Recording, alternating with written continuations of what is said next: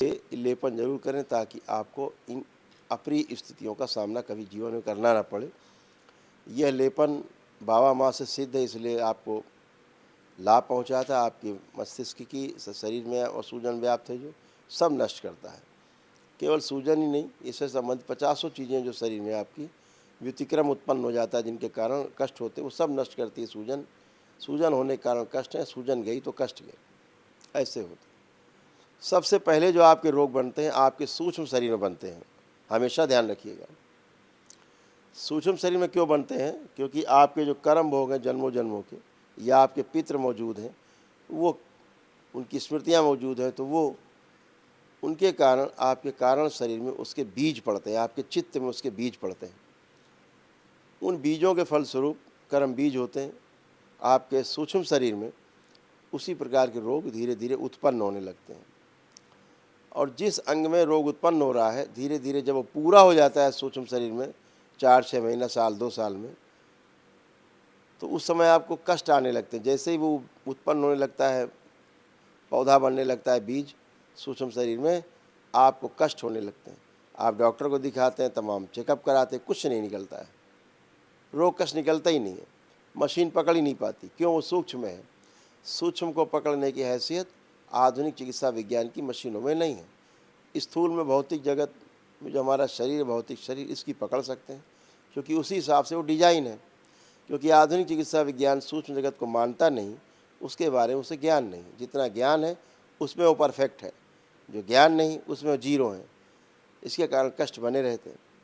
आप कहते हो हमें कष्ट होता है, पेट में लगता है पेट फट जाएगा, वो कहते हैं कुछ है ही नहीं पेट में। आप कहते हो हमारे सिर में फटता रहता है, दर्द होता रहता है, कुछ चलता रहता है, वो चेकअप कराते हैं, कुछ निकलता ही नहीं, कहते कुछ है ही नहीं।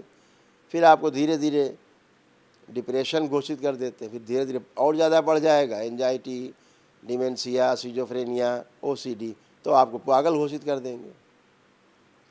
वैसी दवा चलती नहीं, दवा खा खा के साइड इफ़ेक्ट होकर मर जाइए, सीधा है। तो जिसका उन्हें ज्ञान नहीं, उसका उनके पास कोई विज्ञान नहीं, इसलिए वो असफल है। तो सबसे पहले रोग उत्पन्न होता है आपके सूक्ष्म शरीर में। जब वहाँ पूरा फूल हो जाता है, तब उसके लक्षण आपके भौतिक शरीर में, जो आपका हाड़ मांस का शरीर है, स्थूल शरीर है, इसमें दिखाई देना शुरू होते हैं। तब इनकी मशीन पकड़ पाती है। तब तक तो बहुत देर हो जाती है, क्योंकि सूक्ष्म पूरा फूल हो गया। अब सूक्ष्म फूल है तो उसका प्रभाव स्थूल पर जाता रहेगा, जाता रहेगा, जाता रहेगा। अब जुगाड़ नहीं, इसी को असाध्य रोग कहते हैं। रोग असाध्य हो गया, अब डॉक्टर साहब के बस का नहीं, वो आपके हाड़ मांस के शरीर में छेड़छाड़ करते रहेंगे, फिर से रिपीट हो जाता है, क्योंकि पीछे से चला आ रहा है मटेरियल सूक्ष्म शरीर से आपके स्थूल में। तो वो आप उससे बच नहीं सकते। उसी को कहते हैं बार बार रोग हो जाता है, रहेगा ही, रिपीट होता रहेगा। पीछे से मटेरियल चला आ रहा है आपके स्थूल शरीर में, आप हटा हटा के परेशान है, पोछा लगाते हैं, हाँ हाँ साफ हो गया, हो गया, फिर आ जाता है पीछे। तब तक वो स्मृतियाँ हैं, वो पीछे काम करती रहती सूक्ष्म शरीर में, और आप परेशान रहते हैं, परिवार परेशान रहता है, और रोग कष्ट जाते नहीं, फलते। उन्हीं रोग कष्टों से व्यक्ति की मृत्यु होती है। तो यह सूजन हटाएं, इसके लेपन जरूर करें सिर में और नाभि पर, पेट पर। और जिनको किडनी के रोग हैं वो बैक में अपने लेपन जरूर करें, लंबर रीजन में, जहाँ किडनी का स्थान है, पीछे बैक में, पेट के नाभि के पीछे जस्ट बैक में, जो रीढ़ की हड्डी आसपास दोनों तरफ, ये किडनी का स्थान है, थोड़ा सा ऊपर।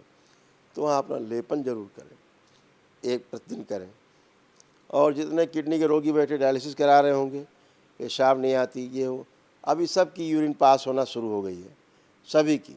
जिनको मूत्र रुक रुक के आता था, सबकी खुल गई है, सभी जाके देख सकते करके एकदम खुल गया है। तो ये सब ग्रंथियाँ खुली। पसीना जिनको नहीं आता था, दरबार ने पसीने की ग्रंथियाँ खोली, अब पसीना सबको आपको आएगा, ताकि वो आपका यूरिया बाहर हो सके। जो डायलिसिस में आपका यूरिया साफ़ करते हैं ब्लड से, वो प्रकृति आपका, दरबार आपका अपने आप साफ़ करने लगता है, आपके रोम छिद्रों से यूरिया बाहर निकलने लगता है, और आप स्वस्थ होते हैं। तो ये सब तमाम चीज़ें हैं जो हुई हैं, केवल लेपन का ध्यान रखेंगे। जो लोग आपके डीएनए ऊर्जा पथ में बीमार हैं, इसलिए आपने रखा है, इसलिए करें ज़रूर।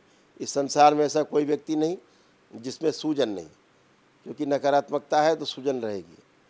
तो ये सब गंदगी गई। अभी दरबार ने आपके घर परिवार की शुद्धि की, जहाँ रहता है परिवार। हर ज़मीन जायदाद में गुण दोष होते हैं दोनों। आपने सुना होगा कहते हुए लोगों को कि जब से हमने एक जगह ज़मीन लिया तब से हम बर्बाद हो गए। 2, 4, 5 साल, 10 साल, 20 साल से बोले बर्बाद हो गए। ये भी सुना होगा कि जब से हमने ज़मीन जायदाद ये वाहन लिया है तब से बड़ी प्रगति हमारी हुई। हम भैया ये जगह नहीं बेचेंगे, ये वाहन नहीं बेचेंगे, ये भी होता है। तो गुण और दोष दोनों होते हैं। तो गुण बने रहें, दोष नष्ट हो जाएं। अभी दरबार ने तमाम शुद्धि की है, लेकिन स्थायी रूप से इसको अशुद्धि को नष्ट करने के लिए दरबार से एक सिद्ध हवन जरूर ले जाएं अपने घर, और पहले अपनी संपत्तियों की लिस्ट बना लें। चाहे वो सरकारी संपत्ति आपके पास हो, चाहे आपकी स्वयं की बनाई निजी हो, चाहे पुश्तैनी हो अथवा किराए की हो, उसको सबका संकल्प करके कि बाबा ये संपत्ति मेरे पास है, इनमें जो भी दोष है, गंदगी है, इसी हवन में नष्ट कर दी जाए। और जैसे हवन में आप अग्नि देते हैं वो नष्ट होना शुरू होती है। हवन समाप्त होते होते, पूर्ण होते होते हवन आपकी सभी गंदगी आपकी नष्ट हो जाती है आपकी संपत्तियों से। ये जरूर करें। भविष्य में भी ध्यान रखें, कभी आप कोई संपत्ति खरीदें, कोई वाहन खरीदें, तो दरबार से एक सिद्ध हवन मंगा के उसका संकल्प पर्टिकुलर लेकर के कि बाबा इसमें कोई दोष गंदगी हो तो इसकी कृपा करके गंदगी नष्ट कर दी जाए, और हवन में अग्नि दे दें। इतना ही करना है। हमेशा अच्छे बने रहते हैं, कोई कष्ट नहीं आते।